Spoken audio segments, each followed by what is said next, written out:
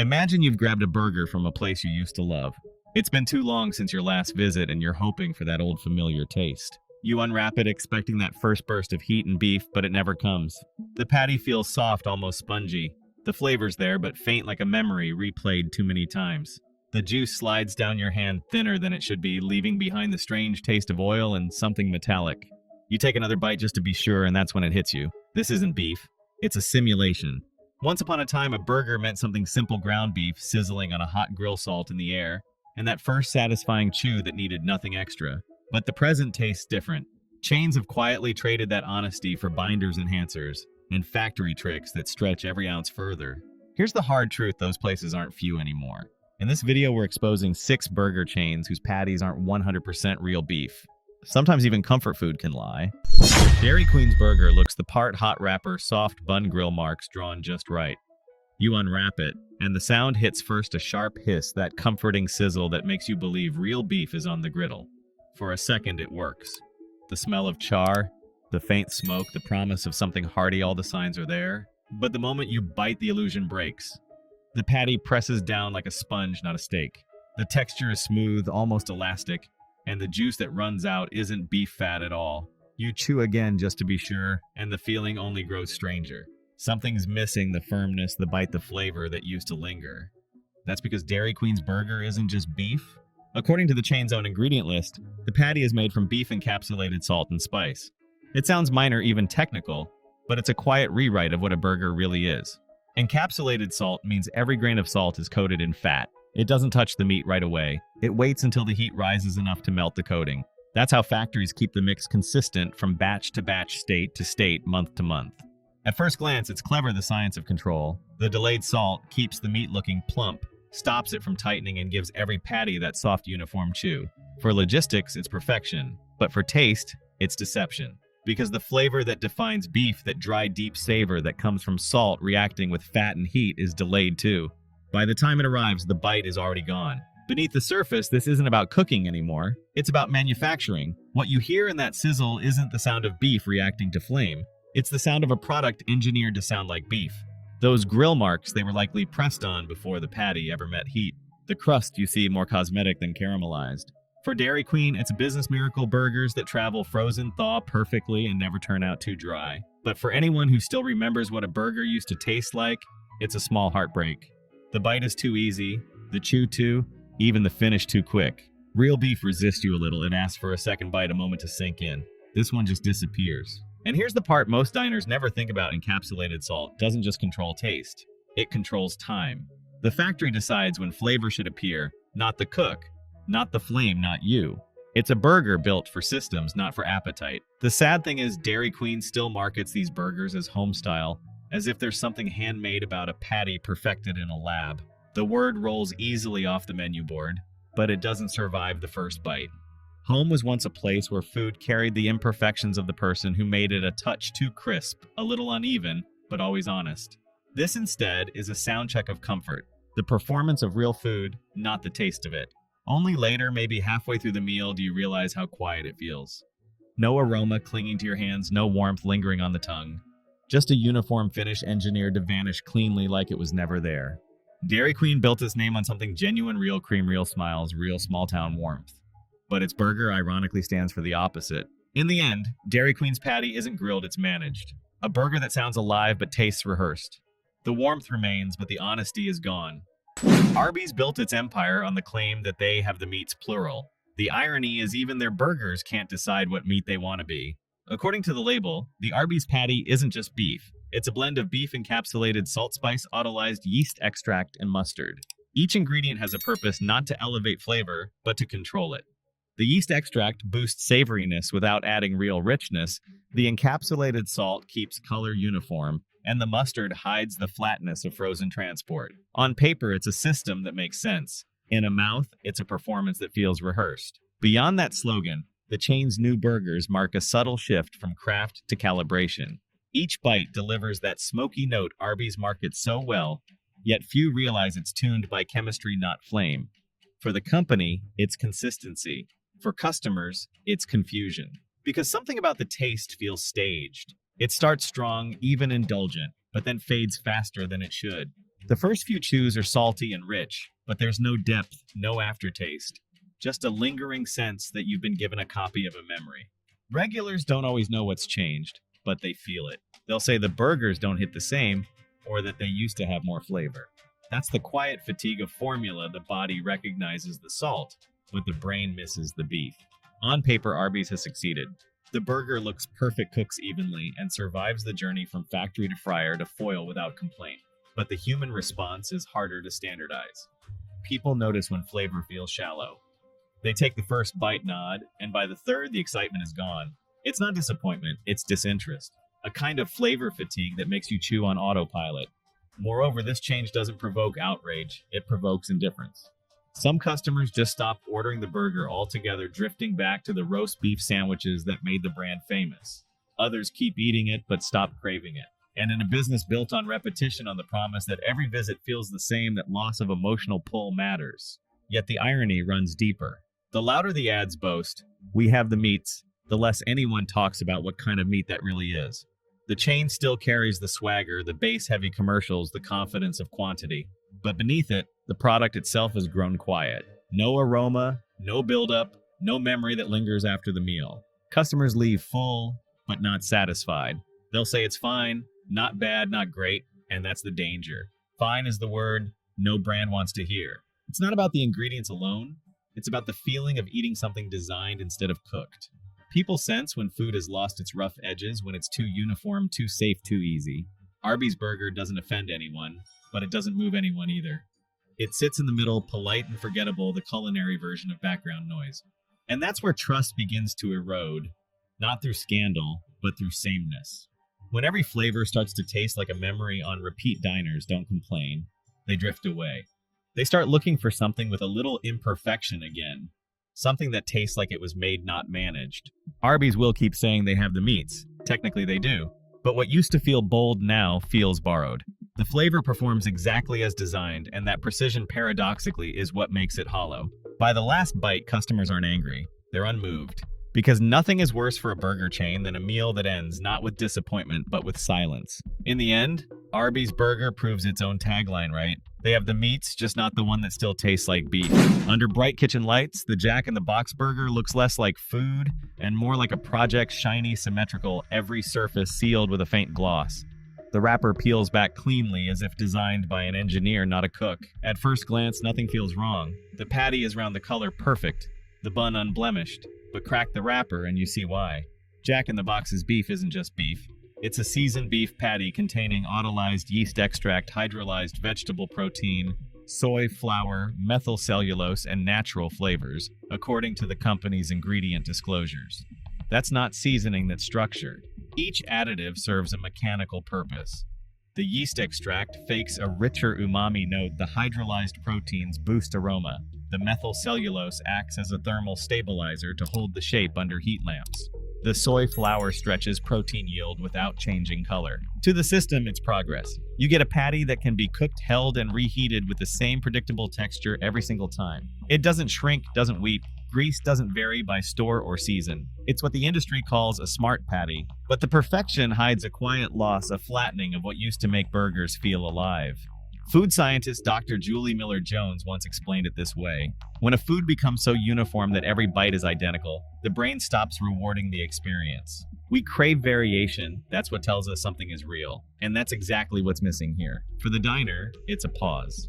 The first chew feels convincing enough, soft, warm, savory, but the flavor never unfolds. It stays locked in place, as if buffered by design. There's no rough edge, no contrast between crust and center. It's food made to perform, not to evolve. After a few bites, most customers describe the same sensation, fullness, without flavor, satisfaction, without joy. It's not bad, it's just sterile. Meanwhile, the store hums under fluorescent light metal counters, reflecting stainless precision. Everything gleams, everything moves efficiently, and nothing feels personal. This is the fast food dream realized: speed, safety, and sameness. But it also feels eerily quiet, like eating in a lab built to prove how fast tradition can be replicated.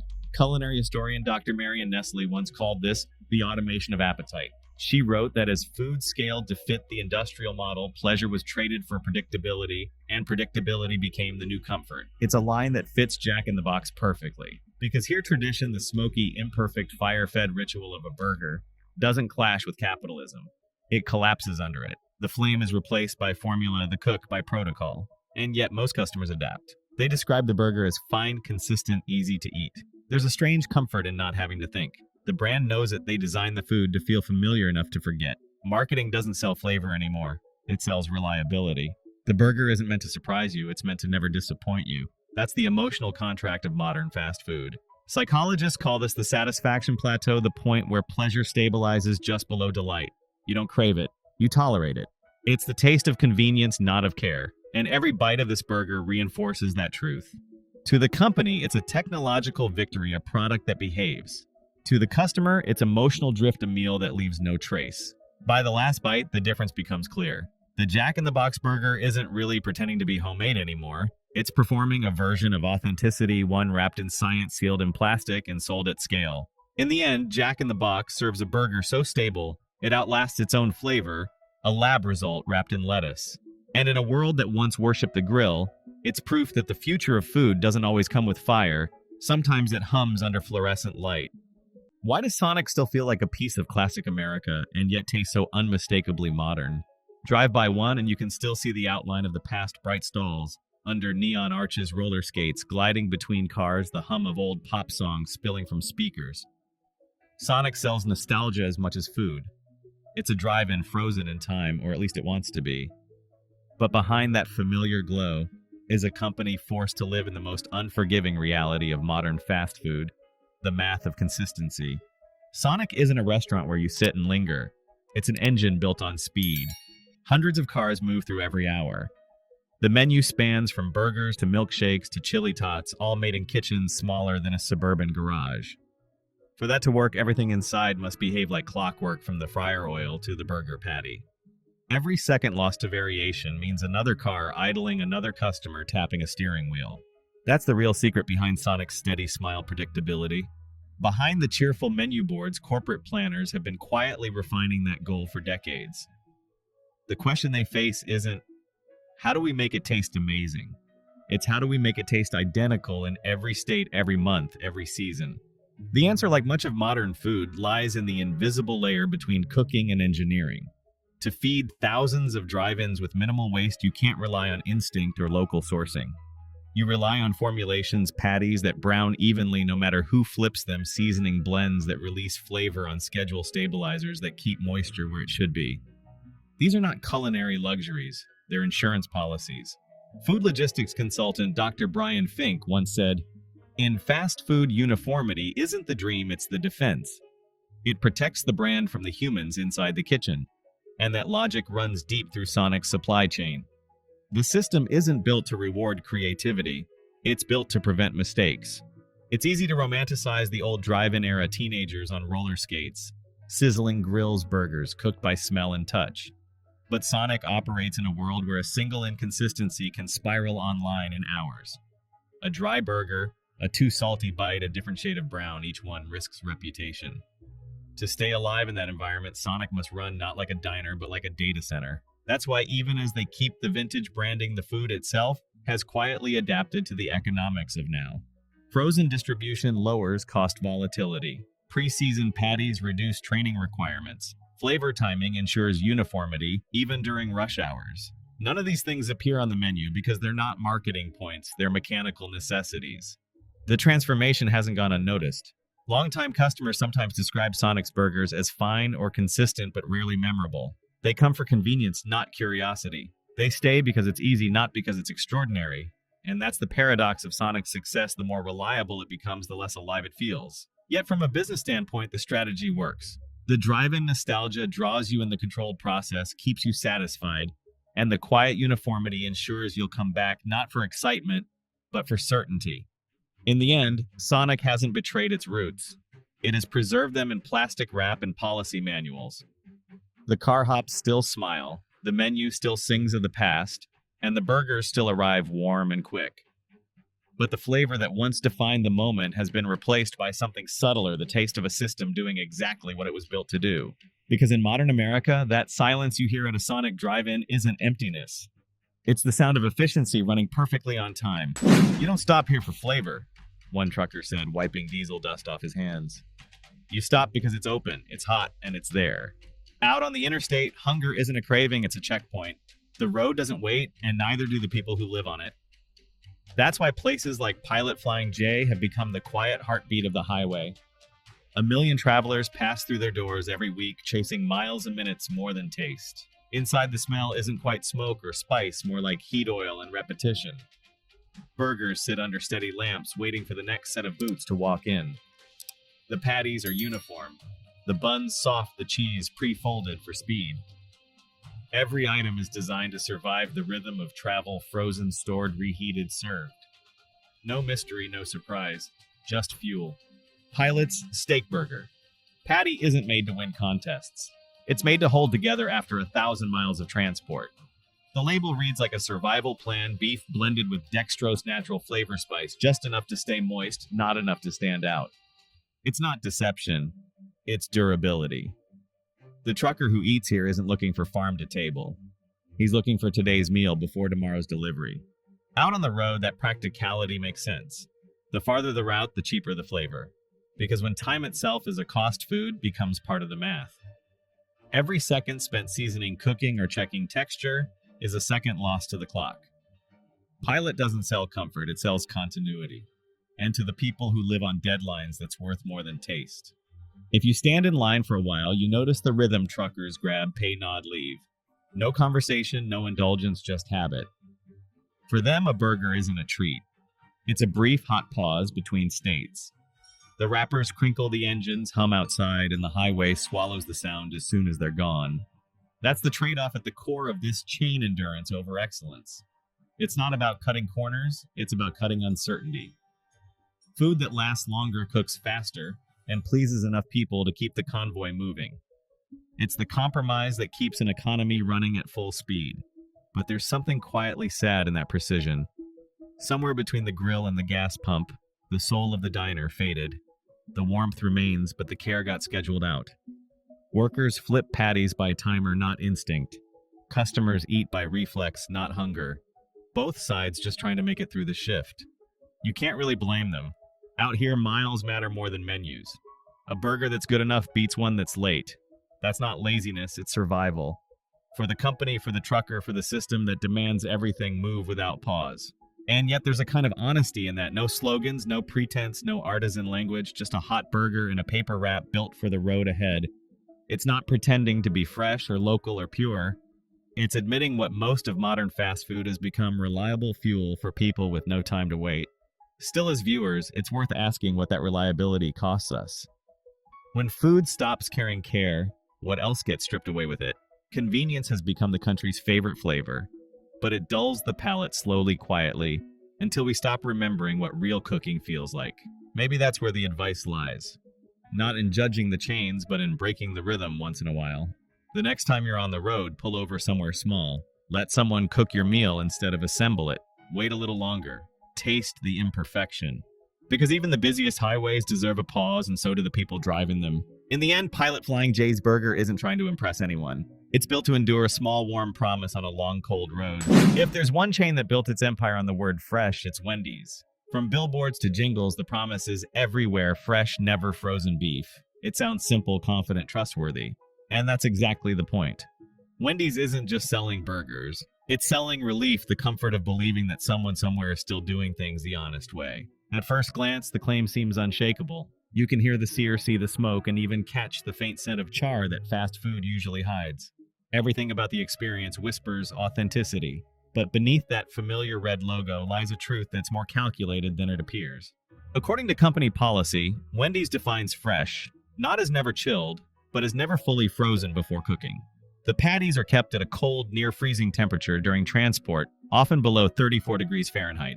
That's cold enough to stop bacterial growth and extend travel time, but not cold enough to be called frozen by federal standards. It's a line so thin that it's measured in semantics, not science.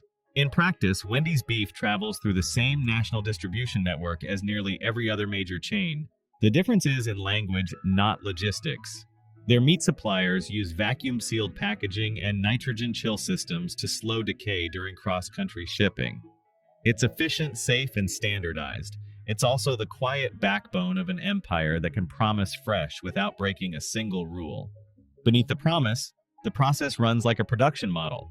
Central processing facilities shape and seal the patties before they ever reach the restaurant. The store itself becomes the final stage, a performance of handmade built around carefully designed visibility. The open grill, the exposed prep counter, the audible crack of the spatula, all of it creates what marketing strategists call the illusion of labor. You see the burger being made, and you feel the freshness even if it began its life hundreds of miles away. It works brilliantly, because most customers don't question definitions. They react to signals. The sizzle, the sightline, the slogan, they combine into something powerful, a sense of participation. When you order at Wendy's, you feel like you're part of the process, not just the transaction. The illusion doesn't insult your intelligence. It flatters your instincts. It gives you something bigger than a burger. It gives you permission to trust again. For customers, it's comfort, not proof. They choose Wendy's because it feels closer to home, less industrial, more human. They believe the grill marks mean something, that the word fresh is a moral stance, not a marketing phrase. And perhaps in a way it is. Because what Wendy's truly sells isn't deception, it's faith in a version of the past that feels safe to remember. Yet in the age of modern supply chains, that kind of faith is a product too. The truth is, freshness today isn't about distance from the freezer, it's about distance from discomfort. The word doesn't describe the food anymore, it describes the feeling you're supposed to have while eating it. Look closer and you'll notice how precisely that emotion is built. The store lighting is warmer than most competitors. The packaging color palette beige, red, and cream was chosen to evoke warmth and trust. Even the script font on quality as our recipe is hand-drawn to look imperfectly human. Every detail sells the same story. You can still believe in something real. But somewhere between the slogan and the system, the word fresh lost its literal meaning. What's left is emotional shorthand, a promise polished until it shines like truth. And maybe that's why the illusion works so well. Because people don't actually want to be lied to. They just want to feel seen. The word fresh gives them that a sense of control, of good choice, of quiet reassurance, in a world that rarely slows down long enough to explain itself. So no, Wendy's doesn't lie. It just speaks the language we all want to hear. In the end, Wendy's doesn't hide its truth, it refines it. Its burgers are safe, its process clean, its message perfect. And that perfection is what makes it so convincing. We've seen how 6 familiar chains turned something simple, the American burger, into a system of shortcut signals and stories. None of them started with bad intentions. They started with ambition, with pressure, with the same question every industry now faces. How do you feed millions without losing their trust? But trust doesn't live in slogans. It lives in awareness. Every time you pause, read, or question what's behind that perfect picture, you reclaim a little control that marketing quietly took away. So keep your curiosity sharp. Don't fear what's hidden, confront it. Because food isn't just what fills you, it's what shapes you. And the moment you start to see through the polish, you'll never look at a drive-thru the same way again. Awareness isn't cynicism. It's courage, the courage to eat with open eyes and to demand something real again.